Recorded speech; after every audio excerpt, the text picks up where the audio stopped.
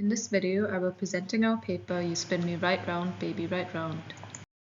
In this study, we were examining the impact of multisensory self-motion cues on motion sickness during a VR reading task. But why are we interested in reducing motion sickness using VR headsets? We believe that VR and AR will make their way into our cars and other forms of transport in the near future, and passengers will spend long periods of time using these headsets for entertainment or work. But one of the biggest drawbacks for using these devices is the occurrence of motion sickness.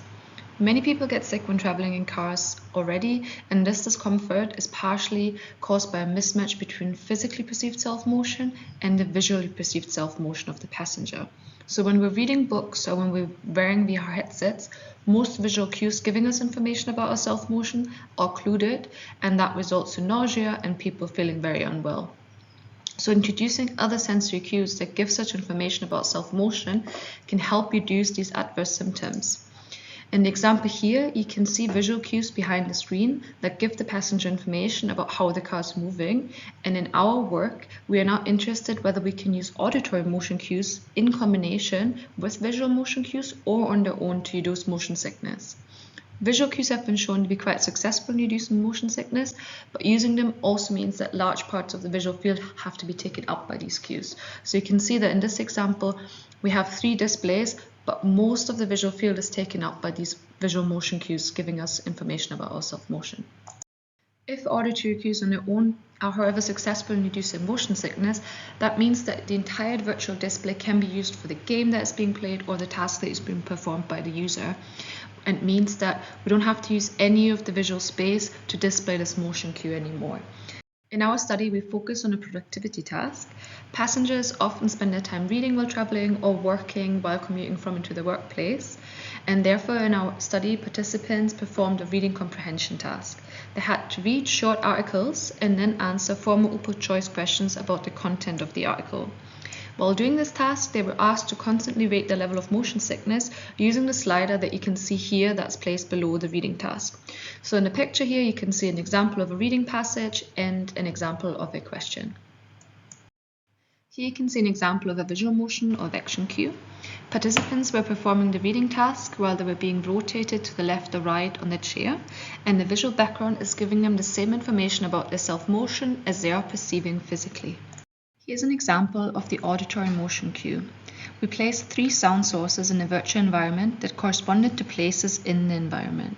These spatial auditory cues were placed around the participant, providing information about their self-motion. You can hear a church bell that was placed on a church in the scene, bird noises which were placed in the park, and construction noises which were placed on a construction site in the scene. If you're wearing headphones, you should be able to perceive the stereo audio and perceive an auditory self-motion cue.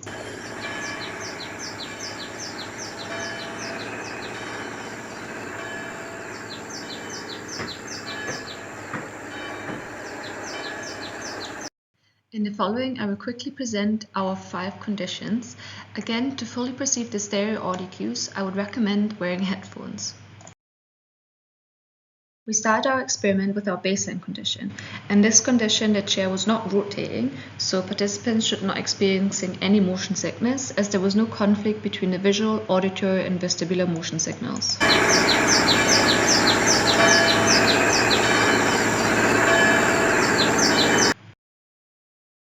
Condition was our auditory condition. In this condition, the chair was rotating and there were spatial auditory vection or motion cues giving the participant information about their self-motion, but no visual vection cues were presented, meaning there was a conflict between the visual and vestibular motion cues.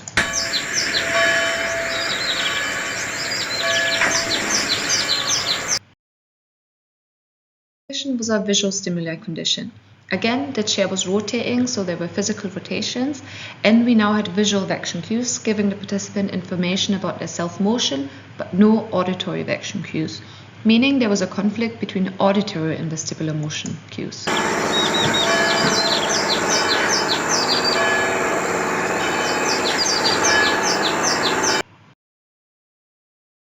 We are now combining auditory and visual vection cues. Again, we have physical rotation of the chair and we have visual vection cues as well as spatial auditory vection cues, meaning there shouldn't be any conflicts between auditory, visual and vestibular motion.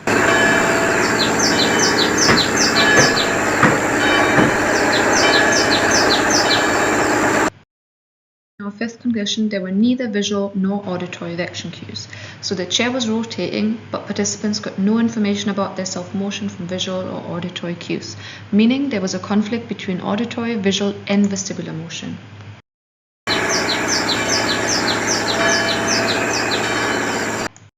So what did we find? As expected, visual self-motion cues were successful in reducing motion sickness on their own, and adding auditory cues to the visual cues further improved the experience of the users. However, auditory self-motion cues on their own were not successful in reducing motion sickness.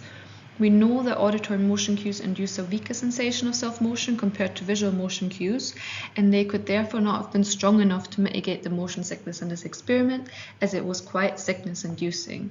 Or the conflict between the perceived visual self-motion and the physical self-motion might have overshadowed any beneficial effects of our auditory cues.